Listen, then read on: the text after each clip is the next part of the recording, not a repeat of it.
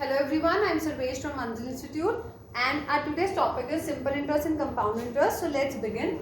अब हमारा first question है, ये दोनों ही क्वेश्चन बहुत बेसिक क्वेश्चन है बट बहुत स्टूडेंट्स इसको फॉर्मूला की हेल्प से करते हैं, बट यहाँ पे हम सिर्फ कंसेप्ट पे वर्क करेंगे जो कि हर जगह अप्लाई हो जाएगा। हम हर चैप्टर के लिए फॉर्मूलाज नहीं याद कर सकते।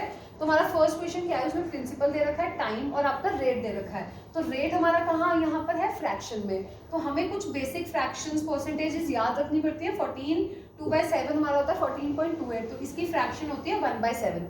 अब रेट 1/7 का मतलब क्या है कि 7 पे 1 का इंटरेस्ट मिल रहा है। दैट मीन्स 7 पे 1 का इंटरेस्ट लग के वो 8 हो गया, तो ये प्रिंसिपल हो गया, ये अमाउंट हो गया। तो ये चीज आपने ध्यान देना है कि जब आप रेशो की बात करेंगे तो आपका रेशो हर साल कंपाउंड इंटरेस्ट में सेम रहता है, 7 से 8, क्योंकि यहाँ पे 3 सालों की बात की गई है, तो इसलिए first year, second year, third year. तो यहाँ पे जब आप इसको मल्टीप्लाई करेंगे तो ये मेरा 343 आ जाएगा प्रिंसिपल, एंड नेक्स्ट 8 × 8 × 8 मेरा आ जाएगा 512, ये मेरा आ जाएगा अमाउंट। अब इसके पीछे लॉजिक क्या है, अब हम वो समझेंगे कि रेशो सेम क्यों रहता है हर साल। हमने अज्यूम कर लिया कि मेरा प्रिंसिपल है 100, मेरा रेट है 10%, मेरा टाइम लेट्स से 3 इयर्स ले लेते हैं। अब जब 100 पे आप 10% लगाएंगे, 10% रेट है, होता है 1/10, तो वो 10 रुपये इंटरेस्ट लग जाएगा। 100 पे 10 का इंटरेस्ट लग के मेरी अमाउंट क्या बन गई, 110। तो जब आप अमाउंट और प्रिंसिपल का रेशो लेंगे तो वो रेशो मेरा बनेगा 11:10 फॉर द फर्स्ट ईयर।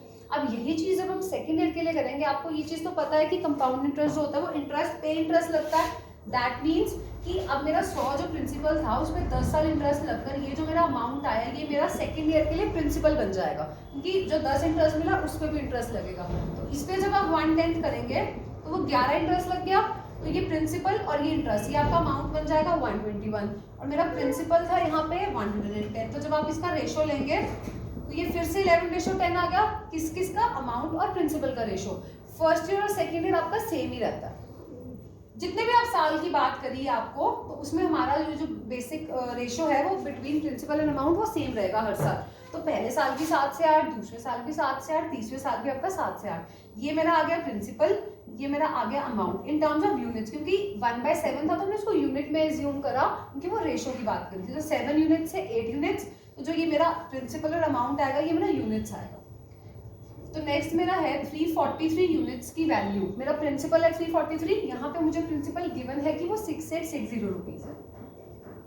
तो 1 यूनिट की वैल्यू कितनी आ जाएगी, सीधा सीधा डबल है तो 20। जब आपके पास 1 यूनिट की वैल्यू 20 आ गई, अगर उन्होंने आपसे अमाउंट पूछा तो आप इसको 20 से मल्टीप्लाई कर देंगे। अगर आपसे इंटरेस्ट पूछा है CI, तो अमाउंट और प्रिंसिपल के बीच का डिफरेंस आपका CI रहता है, तो वो डिफरेंस आपका यहाँ पे आएगा 169 यूनिट्स। तो अगर आप इसको 169 को 20 से मल्टीप्लाई कर देंगे देन वो आपका आ जाएगा interest, compound interest. I hope आपको ये कंसेप्ट समझ में आ गया हो, रेशो से कैसे करने होते हैं क्वेश्चंस। अब हमारा सेकंड क्वेश्चन है, जिसमें आपको प्रिंसिपल गिवन है 10,000, तीनों साल के लिए रेट आपका अलग गिवन है। 10% आपका होता है 1/10, तो 10 से 11 हो जाएगा। आपका 20% होता है 1/5, 1/5 मतलब 5 पे 1 का इंटरेस्ट, तो 5 से 6। नेक्स्ट 25% होता है 1/4, मतलब 4 से 5 होगा, तो 1 का इंटरेस्ट लगा, तो ये आपका सारा इस साइड प्रिंसिपल और ये इस साइड अमाउंट। तो 10 × 5 × 4 आपका होगा 200, 6 × 5 30, × 11 तो 330। दैट मीन्स ये आपका जो हो गया प्रिंसिपल, ये हो गया आपका अमाउंट, जो इन दोनों का डिफरेंस है दैट इज 130, ये आपका हो जाएगा CI। ठीक है, इजी है। अब आपको पता है कि प्रिंसिपल आपका 10,000 है, दैट मीन्स इसको अगर मैं 50 यूनिट से मल्टीप्लाई कर दूं, मतलब 1 यूनिट की वैल्यू 50 हो जाए तो मेरा 10,000 आ जाएगा। अब यही चीज अगर मुझे अमाउंट चाहिए तो मैं यहाँ इसको 50 से मल्टीप्लाई कर दूंगी, ये मेरा आ जाएगा इसको मल्टीप्लाई करके।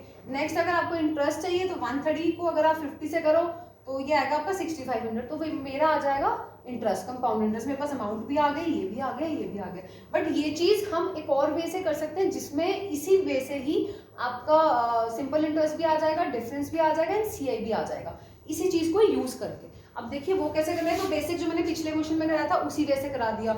अगर आपको डिफरेंस पूछा है तो आपने कोई फॉर्मूला नहीं याद रखना डिफरेंस के लिए, इसी को ही वे करना है। हमारा 200 क्या आ रहा था प्रिंसिपल, तो आपको पता है कि फर्स्ट ईयर 1/10 इंटरेस्ट लगा, सेकेंड ईयर आपका 1/5 लगा एंड थर्ड ईयर आपका 1/4 लगा। तो 200 पे 1/10 कितना हो जाएगा 20 यूनिट्स, 200 पे 1/5 कितना हो जाएगा 40 यूनिट, 200 पे 1/4 कितना हो जाएगा 50 यूनिट्स। अब देखो ये मेरा हो गया सिंपल इंटरेस्ट, अगर आप इतना देखें, अगर मुझे कंपाउंड इंटरेस्ट निकालना है, वो इंटरेस्ट पे इंटरेस्ट लगता है, मतलब इस 20 पे भी इंटरेस्ट लगेगा 1/5, क्योंकि सेकेंड ईयर का इंटरेस्ट रेट 1/5 है, तो इसका 1/5 करेंगे तो वो 4 आ गया। नेक्स्ट, अब यहाँ पर जब आप आएंगे तो वो इस साल पे भी इंटरेस्ट लगेगा, इस साल पे भी इंटरेस्ट लगेगा, तो 20 का जब 1/4 किया तो वो कितना आया 5। अब 40 आपका यहाँ पे है इंटरेस्ट पे इंटरेस्ट, 40 का 1/4 कितना हो गया आपका 10, एंड देन 4 का 1/4 कितना हो गया 1। तो जो ये चीज आई एडिशनल, ठीक है, ये सारा आपका आ जाएगा कंपाउंड इंटरेस्ट। कितना आ गया 20, 40, 50, 5, 10, 1 और 4 को आप ऐड कर देंगे, वो आपका CI आ जाएगा। नेक्स्ट, अगर आपसे डिफरेंस पूछा, ये मेरा सारा क्या था, फर्स्ट रो था आपका सिंपल इंटरेस्ट, सारा था कंपाउंड इंटरेस्ट। जो फर्क आ रहा है वो किस चीज से है, सिर्फ इनसे ही आ रहा है, 15, 16 और 20, सिर्फ ये 20 पार्ट से फर्क आ रहा है। दैट मीन्स आपका डिफरेंस आएगा वो ये होगा। ये हम सारे यूनिट्स में करके गए हैं। जब हमें पता है यहाँ पे कि 200 और 10,000 हम इक्वल करेंगे कि 200 यूनिट्स की वैल्यू इज 10,000, तो मेरी 1 यूनिट की वैल्यू आपकी 50 आ जाएगी। तो इसमें जो फाइंड आउट करना है आप उसको कर सकते हैं। जब मेरे पास 1 यूनिट की वैल्यू 50 आ गई, चाहे वो आपसे यहाँ पे डिफरेंस पूछ लें, चाहे वो आपसे यहाँ पे SI पूछ लें, चाहे वो यहाँ पे आपसे कंपाउंड इंटरेस्ट पूछ लें, तो आप ये यूज कर सकते हैं। सिंपल इंटरेस्ट वैसे भी आपका इजीली निकल सकता है इस क्वेश्चन से, उसमें कोई है नहीं कोई मुश्किल चीज। बट अगर ऐसा क्वेश्चन आ जाए तो आपने इसे इस तरीके से सॉल्व करना है, बहुत ही ईजी हो जाएगा। ये तो यहाँ पे हमारी वैल्यू 10,000 है तो लग रहा होगा कि बहुत ईजी है, लेकिन कई बार आपकी प्रिंसिपल ऐसा आ जाता है कि जिसमें कैलकुलेशन बहुत करनी पड़ती है अगर हम उसे फॉर्मूला से करें। तो ये दो क्वेश्चंस आपके उन टाइप के क्वेश्चंस को इजी बना देंगे, क्योंकि इसमें बेसिक कंसेप्ट आपका हमने यूज कर लिया। Thank you.